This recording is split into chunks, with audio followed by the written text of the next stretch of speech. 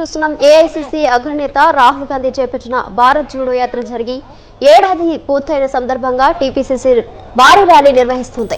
మరి కాసేపట్లో tank bund Ambedkar విగ్రహం నుంచి నెక్లెస్ రోడ్లోని ఇందిరాగాంధీ విగ్రహం వరకు భారీ ప్రదర్శన నిర్వహించనున్నారు.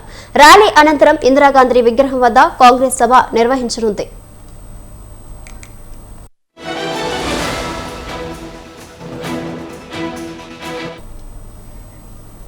దీనిపై మరింత సమాచారం మా బ్యూరో చీఫ్ నరేష్ లైవ్ లో అందిస్తారు. నరేష్. దీపిక, గత సంవత్సరం అంటే సెప్టెంబర్ 7, 2022లో రాహుల్ గాంధీ పాదయాత్ర ప్రారంభించారు. కన్యాకుమారి నుంచి కాశ్మీర్ వరకు మొత్తము 4000 కిలోమీటర్లు 145 రోజులు ఆయన ఏకబిగిన పాదయాత్ర చేశారు. సెప్టెంబర్ 7, 2022 నుంచి ఈ రోజు వరకు అంటే సంవత్సరం కాలం పూర్తి చేసిన నేపథ్యంలో దాన్ని ప్రజలకు గుర్తు చేసే విధంగా, ఆ స్ఫూర్తిని ప్రజలకు గుర్తు చేసే విధంగా కాంగ్రెస్ పార్టీ దేశవ్యాప్తంగా భారీ ర్యాలీలకు పిలుపునిచ్చింది. ఈ నేపథ్యంలో సోమాజిగూడలోని ఇందిరాగాంధీ స్టాచ్యూ నుంచి, సోమాజిగూడలోని రాజీవ్ గాంధీ స్టాచ్యూ నుంచి ట్యాంక్ బండ్లో ఇందిరాగాంధీ స్టాచ్యూ వరకు కూడా ఈ భారీ ప్రదర్శన కాంగ్రెస్ పార్టీ చేపట్టింది. ప్రధాన ఉద్దేశం ఏంటి? ఎందుకంటే సంవత్సర కాలం ముగిసిన తర్వాత తిరిగి మరొకసారి గుర్తు చేయాల్సిన అవసరం ఏంటి తెలుసుకునే ప్రయత్నం చేద్దాం. మనతో పాటు ఖైరతాబాద్ జిల్లా డీసీసీ అధ్యక్షుడు రోహిన్ రెడ్డి గారు మనతో పాటు లైవ్ లో అందుబాటులో ఉన్నారు. తెలుసుకునే ప్రయత్నం చేద్దాం. అసలు ఏంటి మీ ఎజెండా ఏంటి ఈ రోజు? ఈ ర్యాలీ కారణం ఏంటి? అజెండా ఏం లేదండి. ఏ రోజైతే ఏ స్ఫూర్తితో అయితే రాహుల్ గాంధీ గారు సంవత్సరం క్రితం ఇదే రోజు కన్యాకుమారిలో భారత్ జోడో యాత్ర అనేది స్టార్ట్ చేసిండు.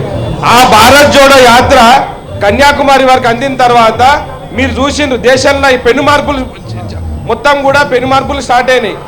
అదే దాంట్లో భాగంగానే మీరు చూడండి, వాళ్ళు బీజేపీ వాళ్ళు 3 రాష్ట్రాలలో వాళ్ళు అధికారం కోల్పోయినారు. తర్వాత రాహుల్ గాంధీ గారి సభ్యత్వం వాళ్ళు తీసేయడం జరిగింది. అంటే వాళ్ళు నోరు నొక్కడం స్టార్ట్ చేసిండ్రు.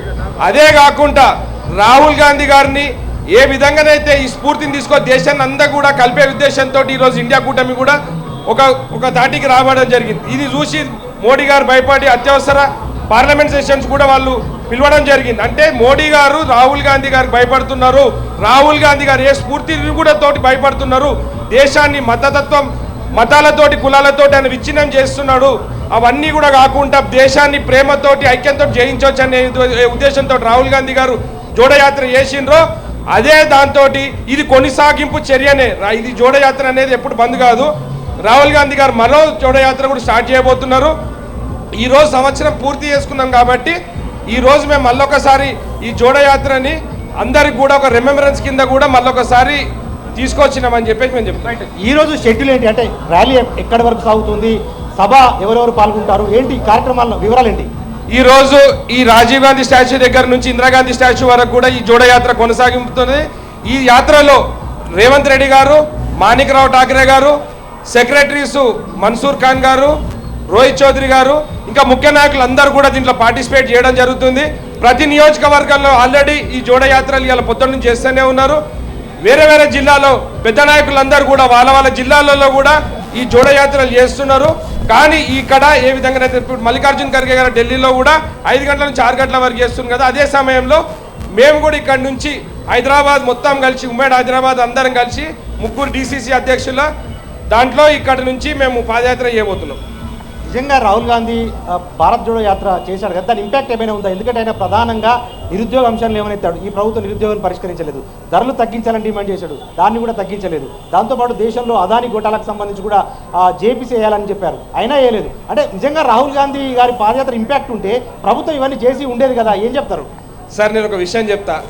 బీజేపీ వాళ్ళు మొన్న 200 రూపాయలు గ్యాస్ సిలిండర్ మీద రేటు తగ్గించారు. ఇప్పుడు 200 రూపాయలు ఉన్న టమాటాలు మళ్ళీ 9 రూపాయలకు వచ్చినాయి. ఒకటే చెప్తున్నాను, అధికారం వాళ్ళ దగ్గర ఉన్నది, ఇంకా అధికారంతో అణచివేద్దామని చూస్తున్నారు, ఆదాయాన్ని కాపాడుతామని చూస్తున్నాడు.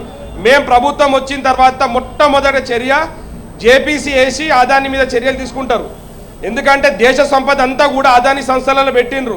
ఆ దేశ ప్రజలందరూ కూడా నష్టపోతారు కాబట్టి నష్టపోవద్దనే ఉద్దేశంతో కాంగ్రెస్ పార్టీ డెఫినెట్గా ఆదాని మీద చర్యలు తీసుకుంటారు.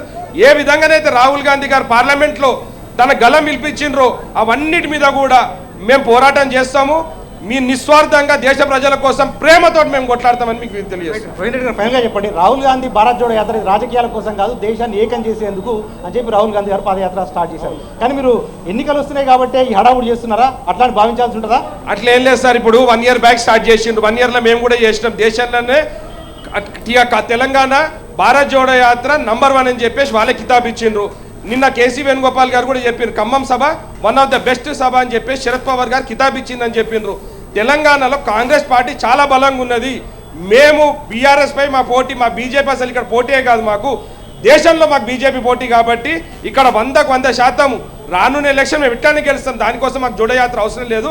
రాహుల్ గాంధీ గారి స్ఫూర్తిని మేము ప్రజలకు తీసుకుపోవడానికి మేము జోడయాత్ర చేస్తున్నాం. Right, thank you. అది ప్రధానంగా రాహుల్ గాంధీ గారు దేశంలో విద్వేషం పెరిగిపోతుంది, కావాలనే కొంతమంది ప్రభుత్వ పెద్దలు, కొన్ని పార్టీలు ప్రజల మధ్య వైషమ్యాలు రెచ్చగొట్టి పబ్బం గడుపుకునే ప్రయత్నం చేశాయి. కాబట్టి ప్రజల మధ్య ప్రేమను పెంచే ఉద్దేశంతో రాహుల్ గాంధీ గారు పాదయాత్ర చేశారు. కాబట్టి ఇప్పుడు అదే స్ఫూర్తిని మరింతగా ప్రజల్లోకి తీసుకెళ్లే ఉద్దేశంతో మేము ఈరోజు ర్యాలీని ప్రారంభించాము. ఈరోజు ర్యాలీ సోమాజిగూడలోని రాజీవ్ గాంధీ విగ్రహం నుంచి ఆ ట్యాంక్ బండ్ మీద వద్ద ఉన్న మాజీ ప్రధాని ఇందిరాగాంధీ విగ్రహం వరకు కొనసాగుతుంది. ఆ విగ్రహం ఇందిరాగాంధీ విగ్రహం వద్దే ఒక భారీ బహిరంగ సభను కూడా ఏర్పాటు చేశాము. ఈ సభలో పిసిసి చీఫ్ రేవంత్ రెడ్డితో పాటు మాణిక్రావు ఠాక్రే కూడా ప్రసంగిస్తారు. రాహుల్ ఏ ఉద్దేశంతో పాదయాత్రను ప్రారంభించారో, ఏ స్ఫూర్తితో ఈ పాదయాత్రను ప్రారంభించారో ఆ స్ఫూర్తిని మరింతగా ప్రజల్లో రగిలించే విధంగానే ప్రసంగాలు సాగుతాయి. కానీ రాజకీయాలకు ఈ యాత్రకు ఎటువంటి సంబంధం లేదు. దేశవ్యాప్తంగా రాహుల్ గాంధీ గారి పాదయాత్ర ప్రభావం తీవ్రంగా ఉంది. కాబట్టి ఆ గ్యాస్ ధరలను తగ్గించారు. దాని తర్వాత నిత్యావసర వస్తువులను తగ్గించేందుకు కూడా కేంద్ర ప్రభుత్వం ప్రయత్నిస్తూ ఉంది అన్న ఒక అభిప్రాయాన్ని కూడా స్థానిక నాయకులు వ్యక్తం చేస్తూ ఉన్నారు. Deepika. Right, thank you Naresh.